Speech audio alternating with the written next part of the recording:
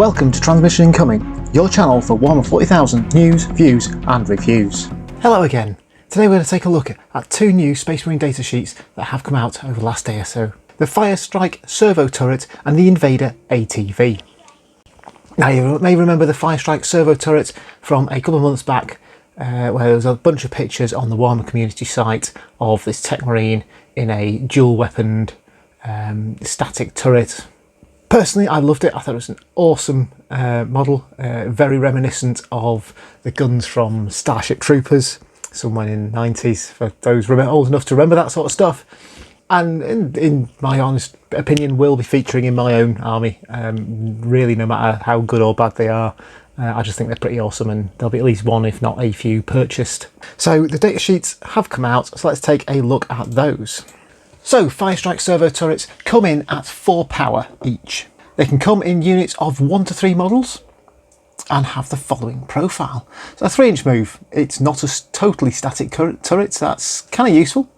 3-up weapon skill, neither here nor there, you don't want these things anywhere near combat. Ballistic skill of 2+, now that's awesome for any sort of heavy weapon for the Space Marines.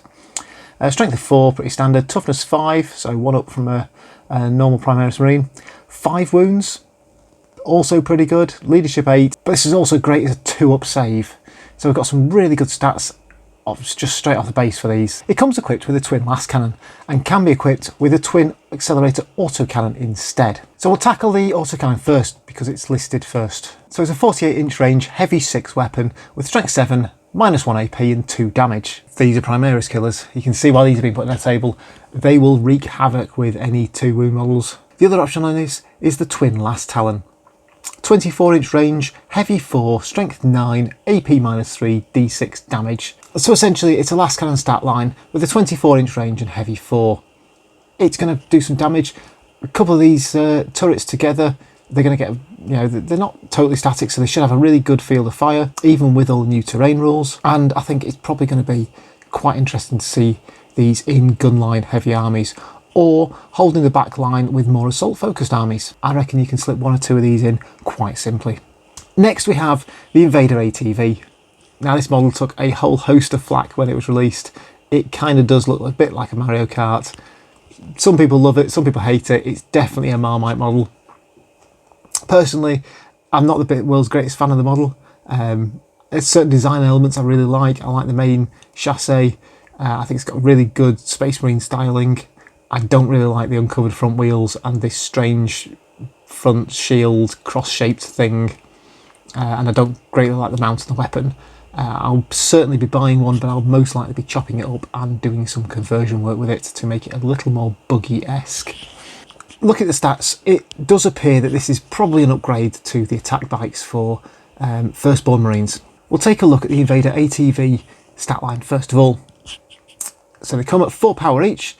Got 1 to 3 models in a unit. 14-inch movement, weapon skill, ballistic skill 3, strength 4, toughness 5, 8 wounds. You heard that right, 8 wounds. It's chunky, it's going to take some shooting at. 4 attacks, leadership 7 and a 3-up save. Now each of these models is equipped with bolt pistol, onslaught Gatling cannon and twin auto bolt rifles. And any number of models can be equipped with a multi-melter instead of an onslaught Gatling cannon. So the onslaught Gatling cannon does appear to have had a slight buff over its current iteration.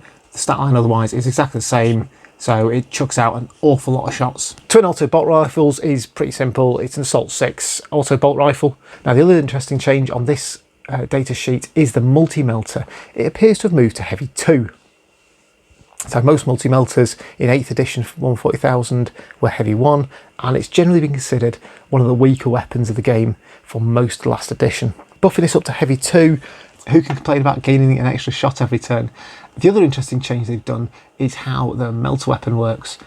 So previously on all existing datasheets with melter weapons, you roll 2 dice and select the highest when in half range. This Invader's multi-melter, you get a damage characteristic of D6+2.